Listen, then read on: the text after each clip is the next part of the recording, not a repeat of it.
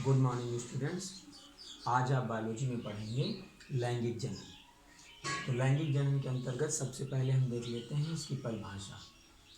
परिभाषा में लिखा हुआ है, जब दो विपरीत स्ट्रैंड्स जैसे प्लस व माइनस अथवा विपरीत लैंगिक लक्षणों वाले नर व मादा जीवों के मध्य युग्मकों का संलयन होता है तो इसे लैंगिक जनन कहते हैं, जिसके पश्चात युग्मनज का निर्माण होता है। जाइगोट से ही किसी भी प्राणी का विकास होता है।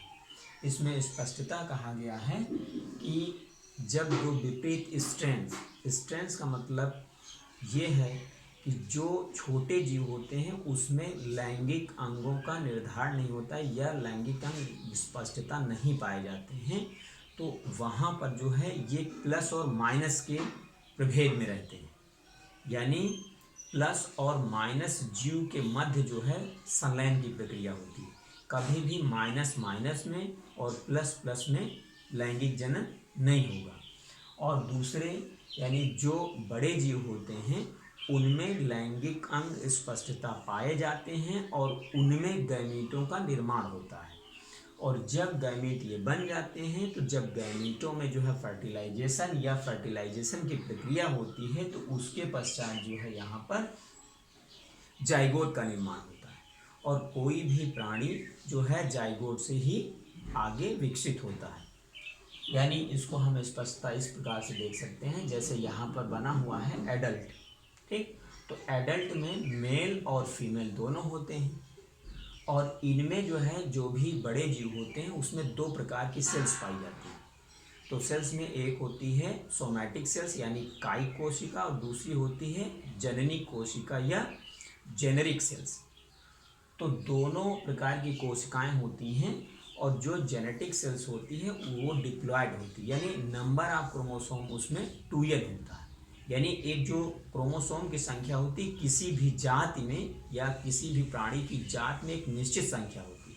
जैसे मान लो यहाँ पर मानव में जो है 46 क्रोमोसोम होंगे। ठीक, ये संख्या क्या है, 2n में संख्या है।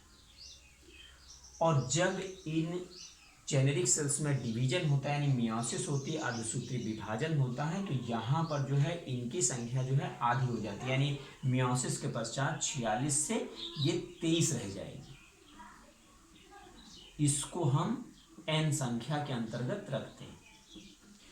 और जब फिर से जो है फर्टिलाइजेशन होगा, यानी यहाँ पर मेल है और इधर फीमेल है, तो मेल से जो है क्या बनेगा, स्पर्म बनेगा गैमेटोजेनेसिस के थ्रू, यानी जो युग्मक जनन की प्रक्रिया होगी उसके पश्चात जो है स्पर्म बनेगा और दूसरे फीमेल में जो है युग्मक जनन के पश्चात जो है यहाँ पर ओवा बनेगा।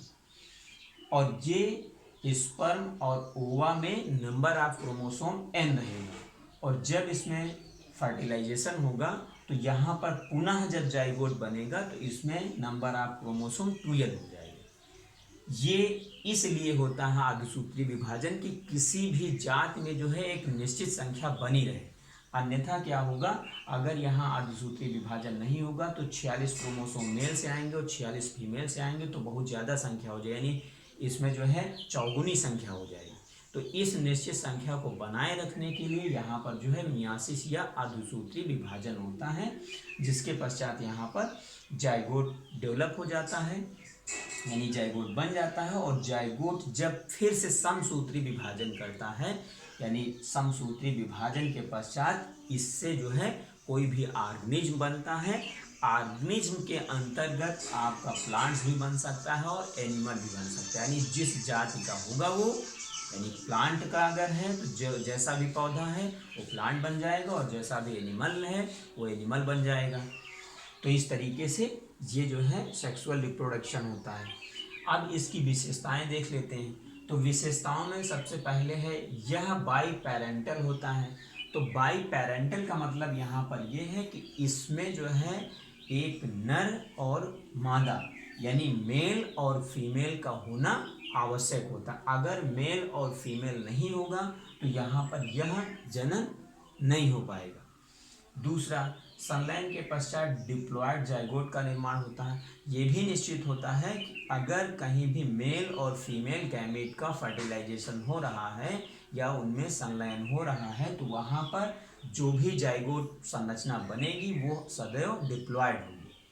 अगर डिप्लॉयड नहीं होगी तो इसकी जात की जो क्रोमोसोम संख्या है वो नहीं आ पाएगी।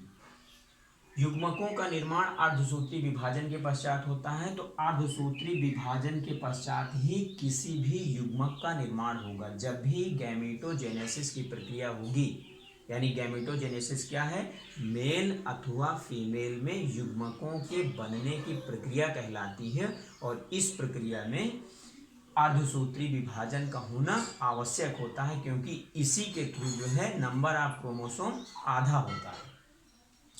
अगला, जाइगोट बनने के बाद समसूत्री विभाजन होता है। अब जब जाइगोट बन जाता है तो जाइगोट बनने के पश्चात इसमें जो है समसूत्री विभाजन होगा, यानी इसमें माइटोसिस होगी। माइटोसिस के पश्चात ही इसमें जो है कोशिकाओं की संख्या बढ़ेगी, क्योंकि जाइगोट जो है ओनली सिंगल सेल, यानी एक कोश की होता है ये। और जब कोई भी बहुकोश की जीव है तो इसी कोशिका में विभाजन के पश्चात बहुकोश की जीव बनेगा, यानी जाइगोट बनेगा और जाइगोट में बहुत सारे विभाजन होंगे, जिससे बहुत सारी सेल्स बन जाएंगी और फिर सेल्स से जो है टिश्यूज बन जाएंगे और टिश्यूज से जो है आर्गन बन जाएंगे और आर्गन से जो है पूरा का पूरा ऑर्गेनिज्म बन जाएगा। अगली सबसे लास्ट जो फैक्ट है, इस प्रक्रिया के द्वारा बनने वाली संतानों में आनुवांशिक विभिन्नता पाई जाती है। तो इसके अंतर्गत क्या है, जब लैंगिक जनन होता है तो वहाँ पर डिफरेंट टाइप्स के जो है क्रोमोसोम जो है मर्ज होते हैं, यानी इसमें जो है दो विपरीत लैंगिक लक्षणों वाले या उसमें भिन्न भिन्न प्रकार के लक्षण पाए जाते हैं और उनमें संलयन होता है।